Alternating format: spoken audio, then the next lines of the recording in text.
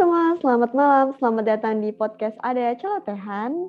Selamat tahun baru untuk semuanya dan selamat datang di podcast season baru kita, season 2. Jadi kita ngomongin dikit kali ya tentang season 1 kita kemarin. Menurut Au ini gimana? Suka duka selama season 1 kemarin, terus season mana tuh yang jadi favorit Au? Kayak suka duka, aku lebih ngerasa sukanya sih daripada dukanya ya. Selama kemarin sukanya ya ada teman buat tukar pikiran, ada teman buat diskusi gitu, yang gimana bahasannya kita benar-benar jadi banyak banget kan kemarin gitu. Terus juga bisa ketemu sama teman-teman lain, bisa ngobrol sama teman-teman yang udah lama nggak ngobrol, terus tiba-tiba kita ngobrol bareng gitu. Yang favorit aku episode keempat ya, yang pertama kali kita ngundang narasumber Iqbal sama Faisal. Oh, rame banget sih emang. Iya. Kenapa itu jadi favorit? Karena kayak itu kan pertama kali kita ngundang nih, dan pertama kali kita ngobrol lagi sama mereka, jadi kayak lebih berkesan aja gitu. Nah, kalau kamu juga? Bener sih. Kalau aku sendiri sukanya ya sama kayak Au ya. Jadi kayak udah lama ngobrol sama teman-teman, jadi kayak sekarang ada kesempatan buat ngobrol dengan kadang kan kita kalau ketemu orang bingung ngobrolin apa ya. Iya. Terus juga kalau dukanya aku ada karena susah gitu nyari waktu buat kita record. Apalagi kita di beda negara gitu kan, jadi ya susahnya di situ paling. Terus episode yang aku suka itu episode terakhir, episode yang sama Fajar. Kenapa tuh? Karena aku ngerasain bedanya aku setelah aku ngobrol sama Fajar kemarin sih gitu. Nah terus sekarang kita move on nih sekarang ke season 2 ya. Oke, move on. Jadi kalau season 2 sekarang gimana Al? Apa bedanya dengan season 1 kemarin? Apa bakal sama juga? Bedanya nih, yang pertama yang paling kelihatan adalah akhirnya kita sekarang bisa muncul juga di YouTube. Akhirnya. Jadi teman-teman biar bisa pada komen. Iya, biar teman-teman bisa pada komen dan interaksi kita tuh jadi lebih banyak gitu sama para pendengar kita. Terus juga pembahasannya kita bakal lebih banyak, dan mungkin kita juga bakal lebih banyak lagi ngundang narasumber supaya informasinya juga lebih banyak yang bisa di-sharing, dan tentunya semoga bisa bermanfaat untuk teman-teman semua gitu. Amin. Ngomongin tentang resolusi. Jadi resolusi podcast kita kan tadi kayak gitu. Nah, kalau teman-teman sendiri gimana? Mungkin bisa pada komen ya di bawah. Iya, komen di bawah ya. Iya. Mungkin ada yang ini kali ya. Ada yang pengen pengen lepas atau bebas dari teman-teman atau orang-orang yang suka morotin uang ya, atau yang suka manfaatin tapi dalam segi uang kayak gitu. Bagi uang tuh hal yang sensitif banget soalnya. Iya. Nah, dan itu juga hal yang maksudnya itu berita yang lagi heboh banget gak sih di akhir tahun kemarin kayak gitu. Bener banget. Gimana kalau menurut Ao tentang kemarin apa sih emang? Mungkin ada yang nggak tahu kali ya. Itu loh masalah yang cowok morotin ceweknya gitu, dan berlebihan banget juga kan morotinnya sampai harus berurusan sama pidana. Iya, ujung-ujung jadi kepidana gitu ya kemarin. Sedih. Tapi itu setelah berapa tahun gak sih Al? Iya, 2 tahun ya kalau nggak salah. Iya, lama banget. Dan banyak juga ternyata orang-orang kayak gitu. Makanya kita pengen bahas tuh hari ini gimana-gimananya. Iya. Terus aku juga sempat nemu kayak di Twitter gitu ya. Apa namanya, orang-orang yang itu tadi kejadian cowok ke cewek kan? Iya. Iya. Nah, ternyata juga ada cewek ke cowok. Kayak kemarin tuh aku lihat di Twitter, dia minta, jadi kayak kode minta ke cowoknya beliin laptop MacBook gitu loh. Enak banget, tahu kan maksud aku apa ya, katanya gitu. Aku tahu kayak nggak gini sih kalau menurut aku ya. Harusnya sih nggak gitu, maksudnya ya kalau emang dari awal emang diomongin bakal salah satu misalnya mungkin dari suami doang yang bakal biayain buat dirinya sih oke, mungkin kayak gitu. Cuman ini yang aku lihat tuh belum juga suami istri udah kayak gitu. Masih pacaran. Apalagi yang belum bersuami istri ya. Oh iya benar. Dan nah kalau menurut awal sendiri gimana? Nah, pas lagi rame-ramenya berita itu kemarin tuh, jadi ada salah satu influencer, dia sempat kayak ngomongin tentang pendapat dia lah tentang cowok benalu ini gitu.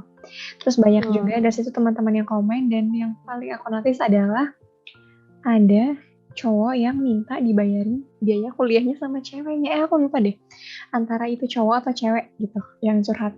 Jadi pasangannya ini minta dibiayain kuliah sama pacarnya. Udah kayak gimana ya, aku mikirnya kok bisa ya masih pacaran gitu udah minta dibiayain. Dan itu enggak tahu gitu loh, Cip. Misalnya lagi makan bareng nih gitu, dibayarin aja tuh kadang agak sungkan kan, karena mungkin bener, apalagi misalnya masih kuliah gitu nih, kan uangnya pasti masih dari orang tua gitu, kita uangnya masih sama-sama dari orang tua. Jadi sebenarnya dia minta biayain kuliah karena orang tuanya si pacar kayak ya sama aja lah, masa sama aja biayain ke pacar gitu. Dan itu juga sih maksud aku, Cip, kan kayak itu tuh uang pasangan kamu, dan itu tuh belum tentu pure dari uang pasangan kamu gitu loh. Iya benar. Ya Jangan betul. sampai pasangan kita tuh malah jadi kayak kesusahan karena kita gitu. Nah terus ada juga yang kayak gini, ada orang yang kayak emang udah punya visi dari awal tuh beda. Kayak misalnya si cowok mungkin tipe orang yang nggak bakal mau yang namanya traktir-traktiran gitu, sedangkan si cewek mungkin tipe orang yang maunya ditraktir, jadi kayak nggak cocok. Tapi kita kan anggap aja sama-sama Indonesia, walaupun mungkin ntar dari beda kota atau segala macam, tetap beda kultur, itu emang sebaiknya diomongin sih. Apalagi untuk yang beda kultur dari negara kayak gitu. Kayak misalnya apa ya, kalau di Belanda itu kalau nggak salah, dia itu tipe yang maunya tuh split the tab tuh kayak ini loh, kayak misalnya sama temen nih aku makan di restoran, terus yang billnya tuh ke meja gitu loh, bukan yang bayar ke kasir sendiri-sendiri. Nah dia tuh malah kayak kalau bayar ke kasir sendiri-sendiri dia malah kayak hal yang memalukan gitu. Nah kalau makan sama temen dia lebih milih kayak minta billnya datang ke meja terus bayar sendiri kayak gitu. Nah terus tipe orang Jerman itu yang aku baca juga 20%-nya tuh dia tipe yang dia uangnya sendiri-sendiri. Jadi walaupun udah ini juga, walaupun sudah nikah ya, itu tetap yang sendiri-sendiri gitu. Bahkan aku di sini juga menemukan orang-orang kayak gitu. Jadi apa ya, nggak kan kalau Indonesia tuh kayaknya rata-rata kalau yang aku lihat ya, itu kayak istri yang megang uang ya, yang ngurus juga istri. Nah kalau ini tuh emang benar-benar sendiri-sendiri yang ngurus. Jadi alasannya kenapa? Karena alasannya tuh kalau ketika cerai, uang tuh tetap nggak ngaruh gitu, nggak jadi masalah ketika cerai, masalah peruangan gitu. Sedangkan kalau kita di Indonesia sering jadi masalah hal yang kayak gitu. Terus ada juga yang berapa persennya gitu kalau di Jerman dia malah nggak ngomongin sama sekali tentang uang. Jadi udah lo gue kayak gitu kalau udah di sana. Terus kalau yang aku lihat di Turki juga nggak tahu, mungkin beberapa, walaupun temanku ada yang bilang nggak semuanya kayak gitu. Yang aku lihat tuh misalnya aku nikah sama orang Turki, jadi kayak ntar aku yang beli kulkas, dia yang beli sofa, terus ntar aku beli TV, dia yang beli kamar tidur, kayak gitu. Jadi dibagi-bagi. Masalah yang tadi yang di Jerman ya, uangnya pada sendiri-sendiri gitu. Suami pegang uang suami, istri pegang istri. Itu kayaknya itu deh, tergantung kesepakatan di awal, karena setahu aku juga ada yang kayak gitu. Jadi di awal sebelum perjanjian pranikah ya namanya ya. Nah itu dia kayak udah ngebahas masalah uang nanti mau gimana nih pembagiannya, atau yang megang tuh kayak gimana gitu.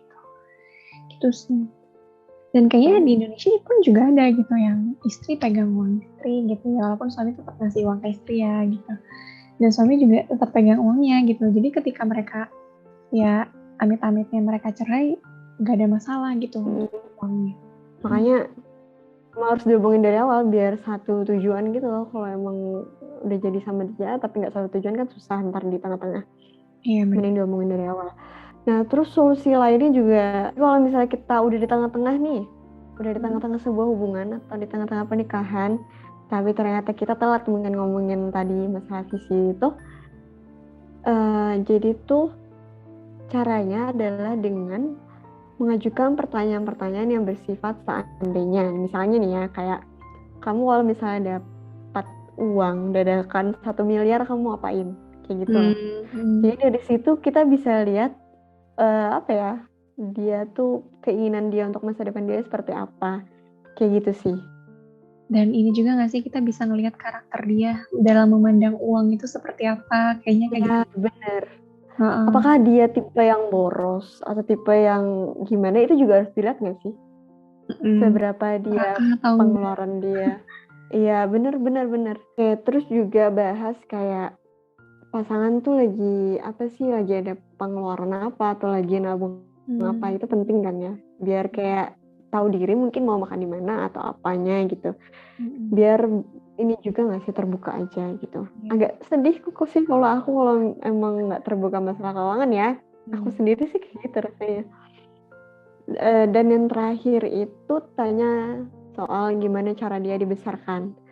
Penting banget, apalagi kayak kalau misalnya dia kayak berasal dari anggota keluarga yang kaya raya, mungkin dia nggak ngerti cara nabung gimana, investasi segala macem, atau ya hidupnya tinggal nerima uang aja gitu loh. Ya kalau emang dia pun begitu, tinggal diarahin nggak sih, kayak gitu sih. Dan ingat, kalau kita nggak ngelakuin solusi-solusi yang tadi, 50%, tadi aku baca 50% orang-orang yang menikah itu rata-rata divorce, cerai karena masalah finansial kayak gitu. Jadi emang bener-bener harus ini banget gitu, bener-bener. Dan mungkin kalau misalnya masih dalam pacaran nih, terus kamu udah ngeliat kayak pasangan ini kan bisa dibilang toksik gak sih? Pasangan bisa kita juga ya, pasangan kita kalau udah lebih udah over gitu, sering porotin kita, dan yang diminta tuh hal-hal yang udah nggak masuk akal gitu loh sih. Bener. Itu tadi minta beliin laptop, terus ya pokoknya apa selalu minta uang dari pasangan kayak gitu. Dan menurut aku sih putusin aja gitu di awal, mumpung belum jauh, mumpung belum sampai ke tahap yang lebih serius lagi gitu, karena udah kelihatan nih jeleknya gimana, dan mungkin juga udah nggak sesuai sama visi kamu dalam berpasangan, ya udah putusin aja kayak gitu. Atau kalau misalnya susah nih mutusinnya karena dia manipulatif, mungkin minta bantuan sama orang yang lebih profesional, atau mungkin sama orang tua kamu, sama teman kamu, kayak gitu sih. Iya benar. Dan harus ada takaran. Kalau menurut aku pinjemin atau uang segala macam tuh boleh, cuman tahu takaran sih. Kayak misalnya kamu yang dipinjemin harus tahu, ini kayaknya udah terlalu sering nggak sih minjem uang tapi nggak balik-balikin, padahal dia pasangan aku kayak gitu. Itu mending ya udahlah. Temen itu berlaku juga ya buat ke temen atau ke siapapun kayak gitu, keluarga juga sekalipun kayak gitu. Nah ini juga sih, maksudnya ketika kamu merasa belum siap buat bertanggung jawab secara finansial terhadap diri kamu sendiri, kamu jangan masuk ke kehidupan orang lain gitu. Nanti malah jadi masalah baru gitu di hidup kamu. Malah jadi bom buat dirinya sendiri. Iya betul sekali. Oke, gitu aja. Makasih buat teman-teman yang udah dengerin, yang udah dengerin di Spotify maupun yang udah nonton di YouTube. Sampai jumpa di malam Sabtu. Dadah. Dadah. Di minggu depan.